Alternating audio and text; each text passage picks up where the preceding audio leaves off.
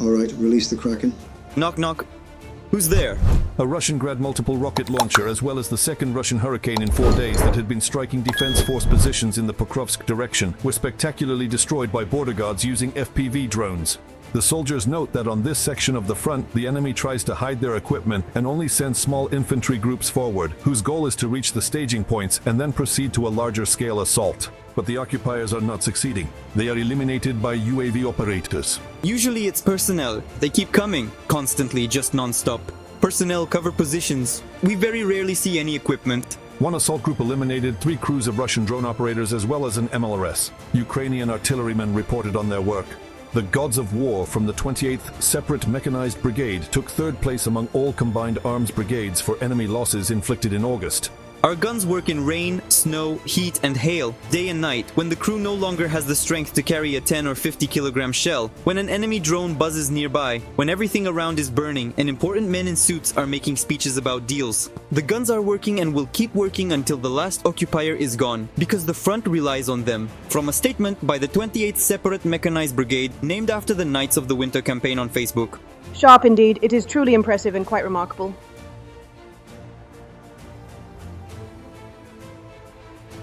According to the General Staff of the Armed Forces of Ukraine, in the Pokrovsk direction, Ukrainian soldiers have repelled 26 attempts by the Russians to push the defenders from their positions since the beginning of the day. Another 15 assault actions by Russian troops were thwarted in the Novopavlivka sector. He boasted, Putin to President Trump, that they needed 60 days to resolve almost all the issues of the so-called special military operation. The 60 days ended on September 2nd, already more than a week ago. Now there's a new deadline. You know, it's actually funny to listen to this. It's a little sad, but it's funny. Everything is going according to plan for them. Everything is proceeding according to the timelines they've set. It's just that the deadlines keep changing all the time. Ukrainian defense forces repelled 9 more Russian attacks in the North Slobozhansky and Kursk directions. Ukrainian soldiers showed how they repelled a Russian assault in the Sumy region. The defenders note that it doesn't matter how many drones are used, the main thing is to cover their infantry and prevent the enemy from reaching their positions. They operated exclusively with drones as intensively as possible to stop the advance of the assault groups. Additionally, remote mining played its part. This slowed down the enemy and caused them additional losses. The assault was repelled. All that was left for our forces was to finish clearing the grove. From a report by the Battalion of Unmanned Aerial Systems of the Pentagon, 225th Separate Assault Regiment of the Ukrainian Armed Forces, on Telegram. In addition, on the Lyman axis, defenders repelled 8 Russian attacks, 7 near Toretsk, 6 each in the southern Slobozansky and Siversky sectors, 3 each in the Kupiansk and Kramatorsk areas, 2 in the Pridneprovsky sector, and 1 Russian assault was repelled each in the Huliaipol and Orekiv directions. Every day we make progress and look for new ways to destroy the enemy. Russia has lost another 990 soldiers in the war against Ukraine over the past day. Thus, according to the General Staff of the Armed Forces of Ukraine, the total losses of the Russian army have already exceeded 1,091,000 military personnel. In addition, over the past day, the defense forces destroyed 3 tanks, 1 armored combat vehicle, 29 artillery systems, 1 multiple rocket launcher, as well as 83 units of enemy automotive and special equipment. Joining our broadcast is military analyst Alexei Geitman. Alexei, good evening. We're glad to welcome you live on Freedom TV channel. Good evening to you. Glad to see you. Alexei, of course, today we want to talk about the attack by Russian drones and missiles on Poland, but first, let's at least briefly discuss the situation on various fronts. The Russian army is trying to advance in the Kharkiv region, as well as in the Lyman and Siversk directions, in the area of Dobropilia and Pokrovsk, but their efforts there are futile. However, near Pokrovsk, the occupiers are amassing infantry. This is reported by the American Institute for the Study of War. According to your information, what is the situation, first of all, on these eastern fronts? Well, there are 3 directions where we expect the offensive to intensify. And the Russians, well, they don't really hide the fact that they're planning something quite serious. For this fall, although it's unclear on what basis they draw such conclusions that they'll be able to achieve something, any results, because the number of forces and resources they have on the front line hasn't changed. According to our main intelligence directorate, it's still about 700,000, just as it was before. That is, we are destroying about as many as the Russians can mobilize in a month in various ways, through contracts, through prisoners, and so on. So it's unclear why they conclude that they'll be able to make any significant advances anywhere. There are 3 directions where we expect and observe a concentration. This is the Kupiansk direction. Well, you could combine Kupiansk and Lyman because the distance between them is small. They can move troops from Kupiansk to Lyman quite quickly, so you could consider them as one. And naturally, the southern direction is the Zaporizhzhia direction, and then there's the Pokrovsk direction. As they say, that's a given.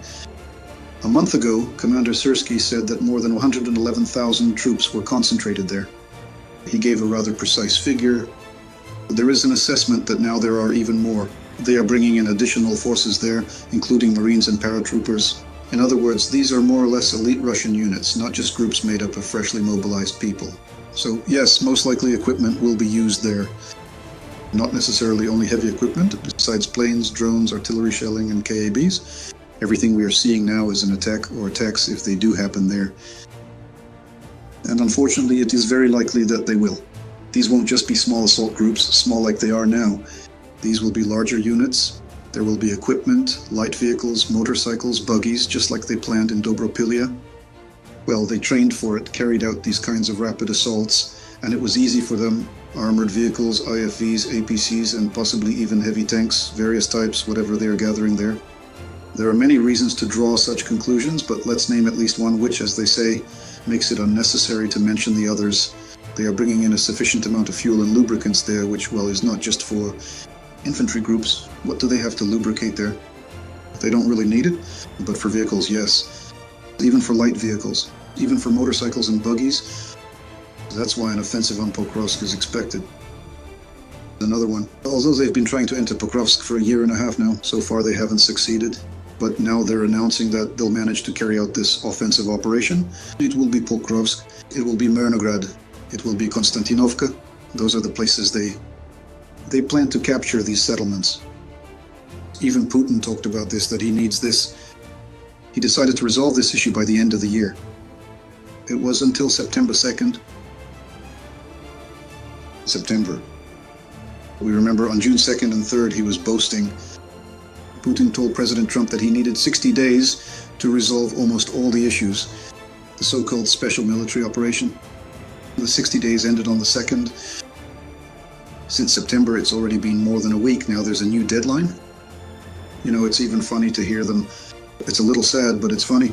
Everything is going according to their plan. Everything is on the timeline they've set. It's just that the deadlines keep changing all the time. I'm not even talking about the 2-3 days they used to mention. I won't even bring up the references to reports from the Russian General Staff about what needed 2 to 3 months. And all of this, they'll solve all the issues. That is, the September 2nd deadline has already passed. The 2 to 3 months should have ended somewhere in October. And now the new deadline is the end of the year. Well, you know, they're already preparing a third, well, not just a third, there are already 103 deadlines. There's already this subtle information being leaked from various Russian sources saying that their most successful operations for the Russians happen in winter, and that this winter they'll definitely show everyone. So they still haven't, I don't want to use that word about, I don't want to, let's bleep it out. They still haven't, let's put it this way, still haven't botched their autumn operation, but they're already preparing excuses for why it never worked out. And they're slowly starting to shape public opinion, maybe inside the Russian Federation, maybe for Europeans, for Americans, that this winter they'll show everyone everything. What does this mean? It means they're not planning to sign any peace agreement. They have no intention of making any agreements with us. Yes, autumn hasn't even passed or started yet, and they're already talking about winter. Alexei, I want to draw our viewers' attention right now. This is an infographic from the Sint Oryx project. Please take a look, dear viewers. I'm very glad that this is from 2022. You see, dear friends, pink, yellow is the summer of 2023, blue is the summer of 2024. And then, let's say, Ukrainian emerald turquoise, summer of 2025. What is this infographic about? In the summer of 2025, Russia was losing 2 to 3 times less equipment than during the summer months of the first 3 years of the war. The number of destroyed and captured pieces of equipment, you can see it on your screens. I'll also add this because it provides useful context. What does this include? Armored fighting vehicles, infantry fighting vehicles, airborne combat vehicles, armored personnel carriers, multi-purpose transporters, other types, the vehicle category, which also includes trucks and armored cars. Well, as we can see, yes, dear friends, turquoise, you see the 4th column. There is still something to compare after all. The highest number was in the summer of 24. That's what was lost by the Russian Federation Army. Yes, this infographic from a Sint Oryx just came out the other day. Let me remind our viewers once again. Alexei, well, here's what I want to ask you. There is an opinion among your colleagues, the military experts, I don't know if you agree with it. I'm just curious to ask you, because it's actually quite an interesting theory, that it's not just that they used less, but rather that they're preparing for what you mentioned, a major offensive, but not even in the fall, more likely closer to the cold season. Are there any other reasons today, besides the numbers, to say that the Russians have such capabilities and resources? Yes. They have, I can't give you the exact number right now, but as far as I remember, about 3,000 tanks that they can't deploy in offensive operations along the entire front line. They've lost a significant amount of equipment there. Well, you know, to be honest, I haven't even paid attention to who is providing this information, this kind of information. The way information is sometimes presented by our partners or by some quite reputable publishers, it causes, you know, irritation. At this point, you know, it's irritation bordering on contempt. Well, I've stopped counting. Information is presented just for the sake of presenting it, but it's not specified, not analyzed, and not explained. But information was presented, for example, up until now. These were, as we discussed with you, remember, in the first half of 25. In 1925, in the first half of the year, Russians mobilized an additional 150,000. And so everyone thought, wow, the army is growing and so on. But then it turned out that 150,000 is just 25,000 per month over 6 months. And before that, they were mobilizing 35,000 per month. That's 120,000 less. But how is the information presented? Now, the amount of equipment they're losing on the battlefield has decreased. Wait a minute. We've started to destroy less equipment. But why have we started destroying less? Is it really impossible to give a comment to explain? They've started to destroy, to lose less. Russia has less equipment now because they've practically stopped using it. Here are this many combat engagements. Here are comparisons with, for example, last year. You can even take the average, like what it was approximately, or rather on average. There was this number of combat engagements. Roughly this amount of equipment participated in these combat engagements. We know the number destroyed. About 80% of the equipment, at least tanks, are destroyed as soon as they entered the battlefield by our anti-tank weapons. Has this number decreased? Were we destroying 4 out of 5 tanks? Has this percentage decreased? So are we now destroying 2 out of 5 tanks and 3 keep going, or just 1 and 4 keep going? No, we're still destroying them just the same. 4 tanks out of 5. It's just that if 50 tanks came, we would destroy 40 of them right away. The other 10 would flee without looking back. And the number, yes, 40 tanks destroyed. And when there were 5 tanks coming, we still destroyed 80%. We destroyed 4 tanks. But the information is being presented as if we're destroying fewer tanks now, and Russia is losing less heavy equipment. They're losing less because they're sending out fewer vehicles. Why isn't the information presented this way? But the way it's being presented, as you, well, not you personally, but the way this publication presents the information, people are left with the impression that, well, that they've learned something, that they've somehow adapted. Look, they're losing less equipment now, much less. So they're losing less because, you know, they might also be losing fewer soldiers. They could even stop losing soldiers altogether. If they just stopped fighting, there wouldn't be any losses at all in the Russian army, except maybe from drinking somewhere in the rear. What is that supposed to mean? How is that even possible? You know, it doesn't even make me angry. Again, it's just irritating, along with a rather negative attitude towards those people who provide information. They present it truthfully. They say it's not the truth, but they don't comment on it. So why has it decreased, at least to some extent? Because they've started using this equipment less. Yes, are they preparing or not? I'll answer directly. Of course they are preparing. We just mentioned this a moment ago, that it really has increased. We can see it. The amount of fuel and lubricants is being brought up to the front line. That's why we're destroying their logistics. We're destroying trains. We're destroying fuel factories. All of this, yes, it's reasonable to assume that they want to use this equipment. But to present information like this, well, you know, it's fucking evil. Well, honestly. Well, what exactly is this object that we are looking at? Alexei, let's talk, about using them. This is this flying technology, but already in Poland. Last night, Russia attacked not only Ukraine with drones, but also neighboring Poland, 24. Russian drones crossed the airspace of a NATO member country. The Polish command raised planes into the air. Fighter aircraft from Poland's allies in the alliance also joined the operation. Ground-based air defense and radar reconnaissance systems were brought to the highest level of readiness. I will add that Poland is due to Russian drones. 3 airports, including 2 in Warsaw, suspended their operations. How do you assess what actually happened in Polish airspace? After all, there are different opinions.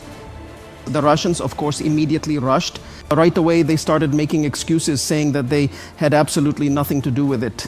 They claim it was Ukrainian electronic warfare, that it was the Ukrainians who directed their drones into Polish territory. The only thing is, it's unclear how these drones were flying in from Belarusian territory, which in fact the Polish side stated almost immediately early in the morning. Do you think NATO's response to everything that happened was sufficient? And by the way, an important factor that the BBC pointed out is that if we talk about the percentage of targets shot down by Ukrainian air defense forces in today's attack, it's 93% out of 415 aerial targets. But as for the Polish and NATO allies, only 4 out of 19. How exactly would you comment on that particular point or aspect? There is a lot of discussion about how much we actually... I got distracted, if you noticed. I just opened resolution 33.14, well, to talk a bit about Tusk, about Poland's reaction, about Article 4, but that's a separate topic. I think we'll have a couple of minutes for that later. They scrambled their jets, even though we had already F-16s, even F-35s flew in there. In order to chase after Shaheds, we already know that these are ineffective methods. There's a difference in the minimum speed of the aircraft. Even the F-16, not to mention the F-35, exceeds the speed of a Shahed, especially if it's flying not at its maximum but at an average speed.